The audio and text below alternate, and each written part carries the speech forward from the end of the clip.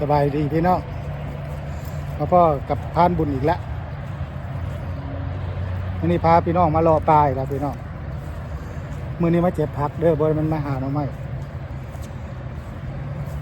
สุดแล้วนี่มาหาหน่อไม้แต่สุดนี้สิมาพาพี่น้องมาเก็บผักหนามพาพี่น้องมาเก็บผักหนามนี่เกิดระเบิดหรือว่าจังไหนบ่อยู่แถวนี้กำลังย่างเข้ามาพี่น้องไปเบิ่งกันว่าสิเกิดที่นี้หลายบ่หรือว่าแกระบบนี่ไม่เห็นแล้วพี่น้องเห็นบ่จนแก่แล้วพี่น้องเลยโอ้มาซ่านี่จนแก่จนนั่นแล้วไปขออนุญาตเก็บก่อนพี่น้อง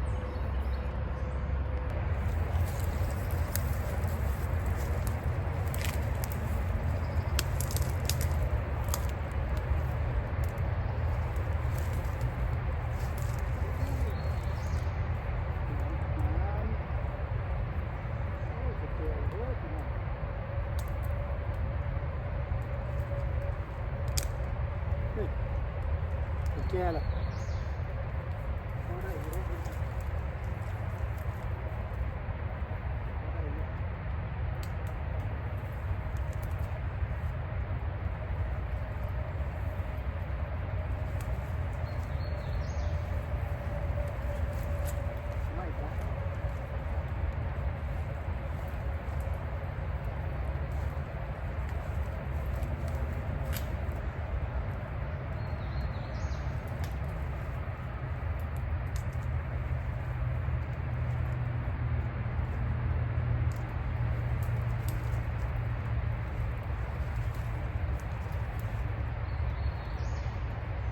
ว่าทำงานอยู่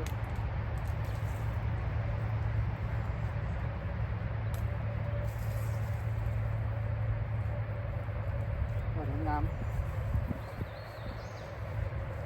โอ้อยู่ทางในทางในเจ้าเพิ่ง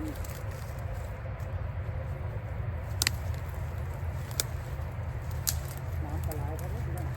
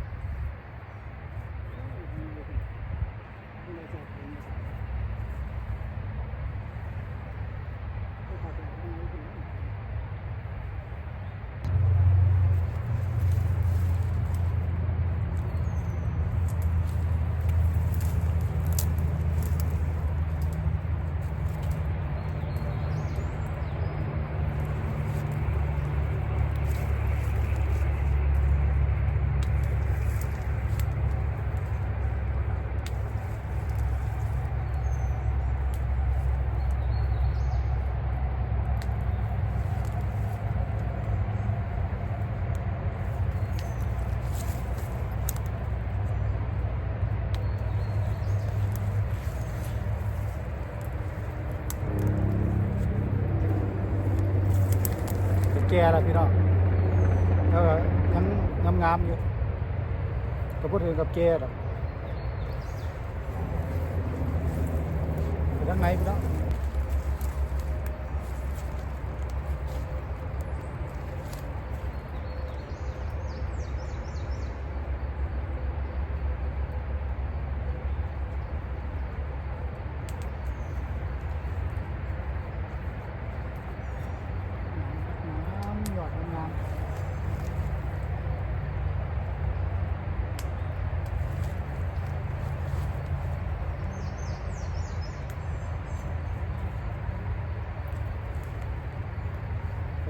กำลังงาม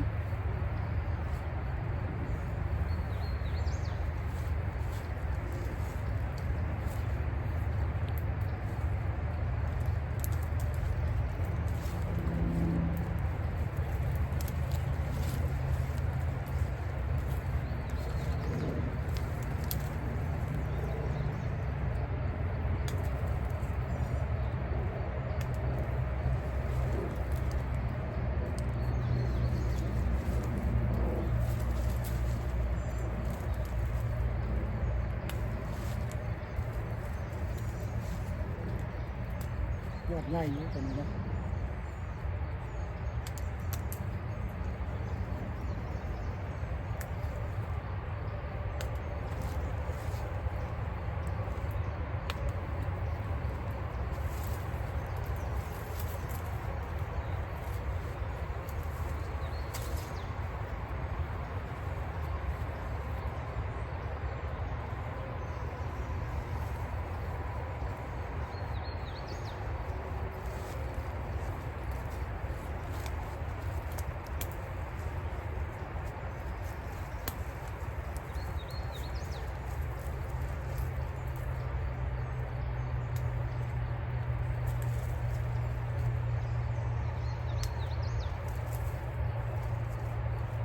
ปล่อยตรงนี้พี่น้องตั้งเพียงแต่ไม่ใจอยากหัก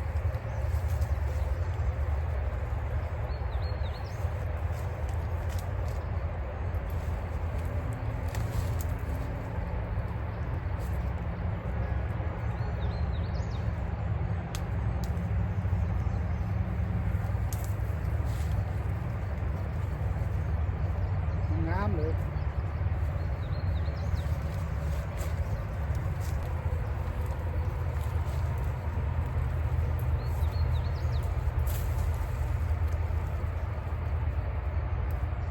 จะหนามก็ได้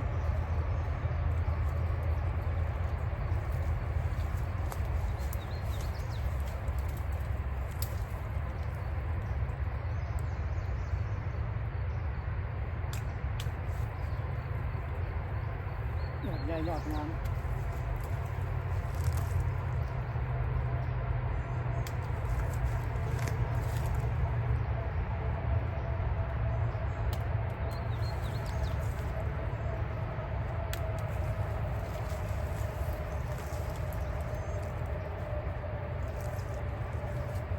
พอดีงามหลาย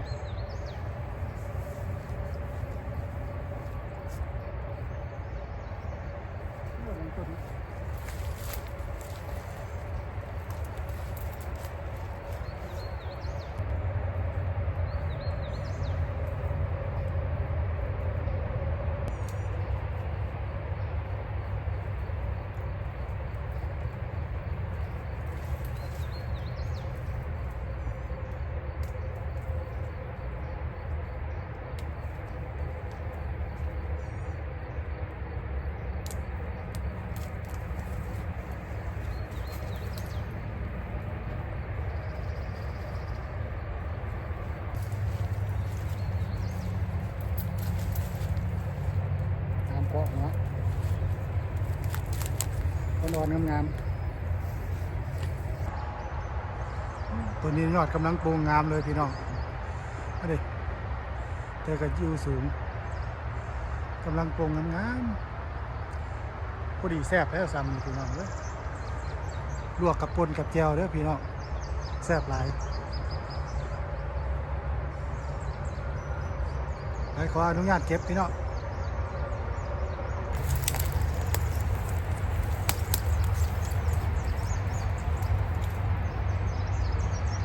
ใส่ถุงมือน้ำไหลผมซื้อผักน้ำนี่เนาะ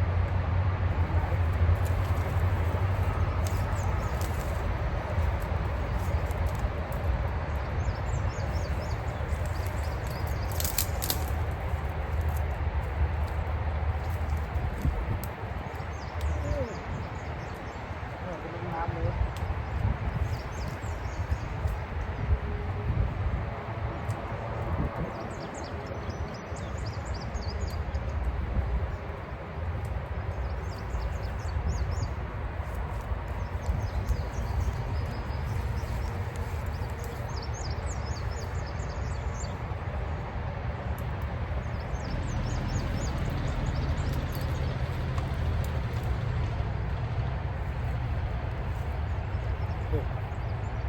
ตัวนี้อ่อนๆงามๆเลยสิ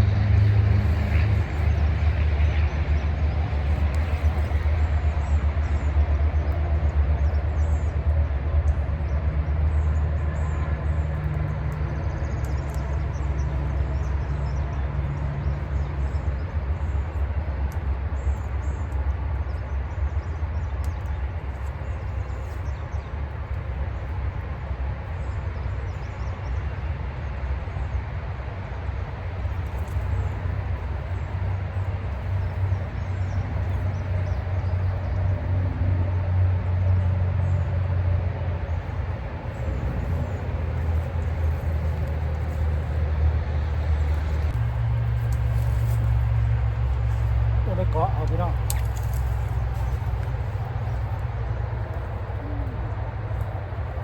งามพอดีงามเลยโอ้พี่น้องเห็นเลยยอดงามเลยกำลังอ่อนๆอยู่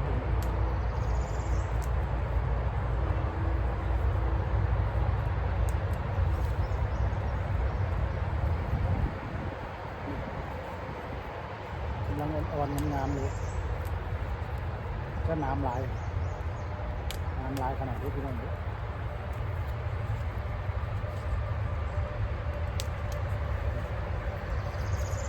งามเลย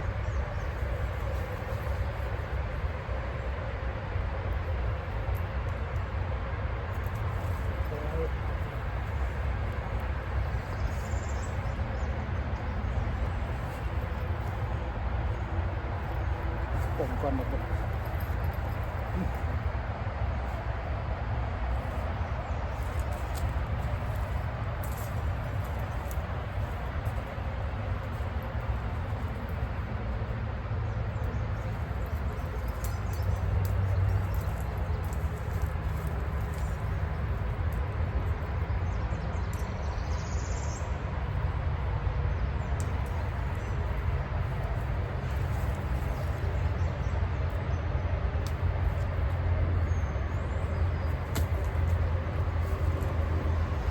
ยอดอ่อนๆงามๆ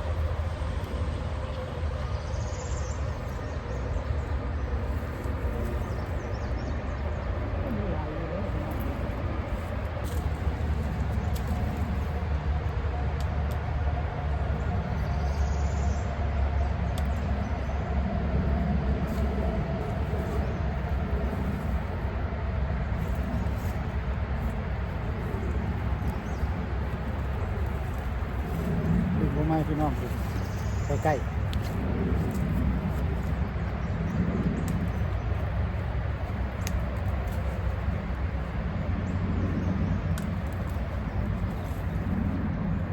งามเลย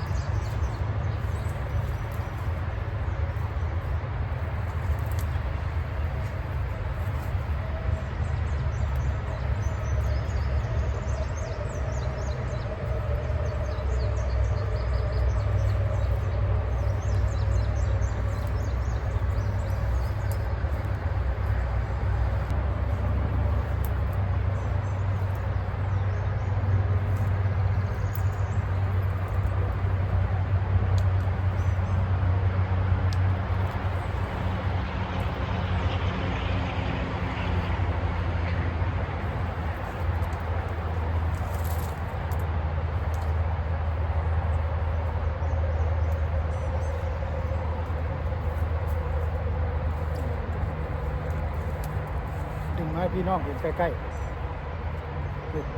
งามเลยพี่น้อง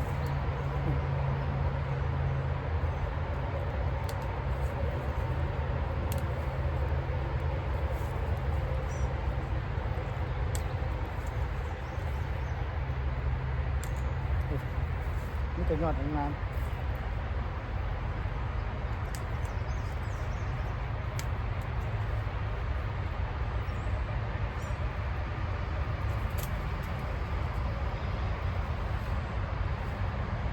ต้นหนึ่ง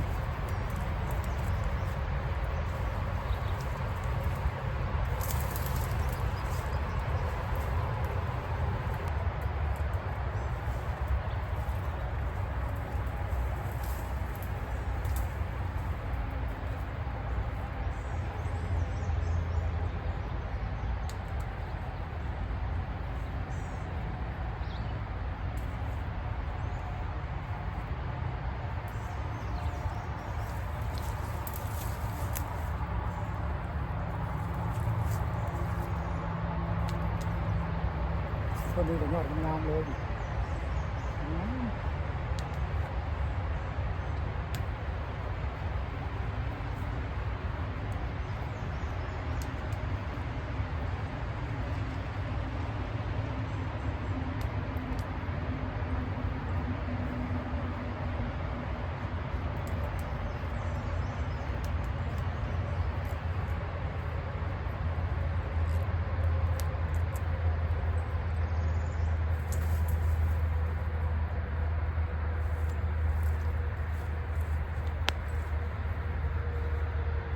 ดูนี่อีกวันหนึ่งพี่น้องอันนี้อีกวันหนึ่ง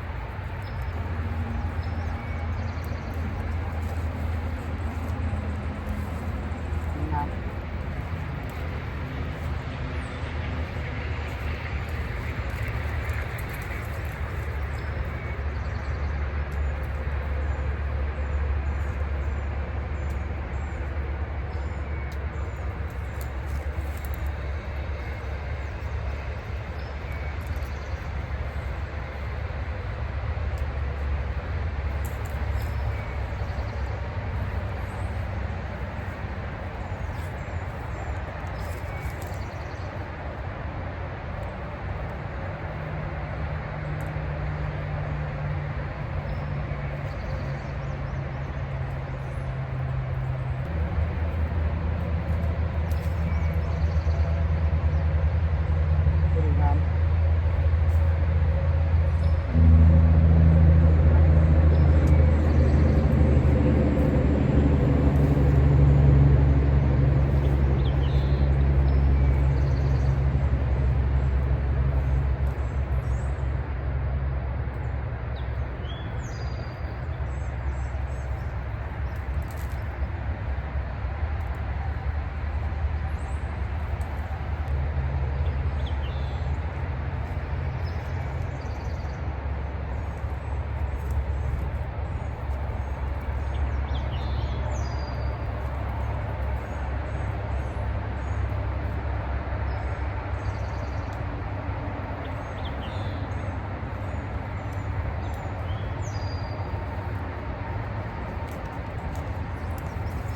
งามเลยพี่น้อง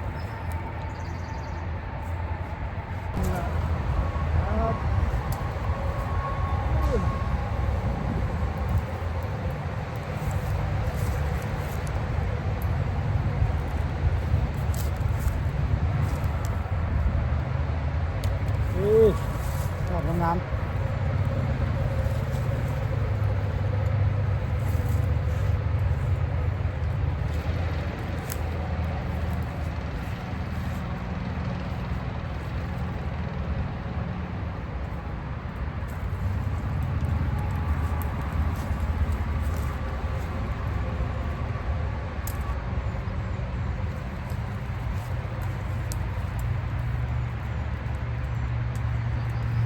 งามเลยพี่น้อง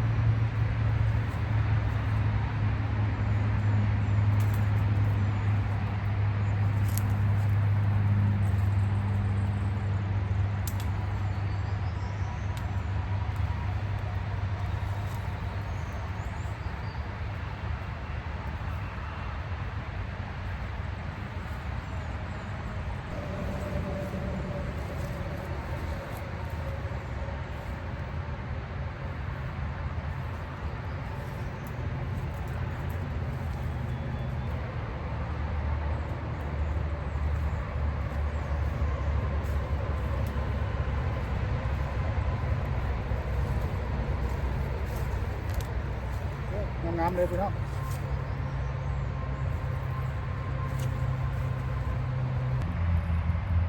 เรื่องผลงานพี่น้องถ้าพอได้อยู่ได้กิน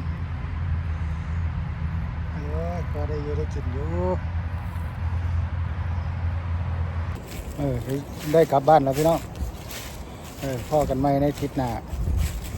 สรุปผลงานกันแล้วละแล้วพ่อกันไหมสำหรับมื้อนี้ก็พอก้าวเข้ามาสบายดีพ่อกันไหมในคลิปหน้าพี่น้องสบายดี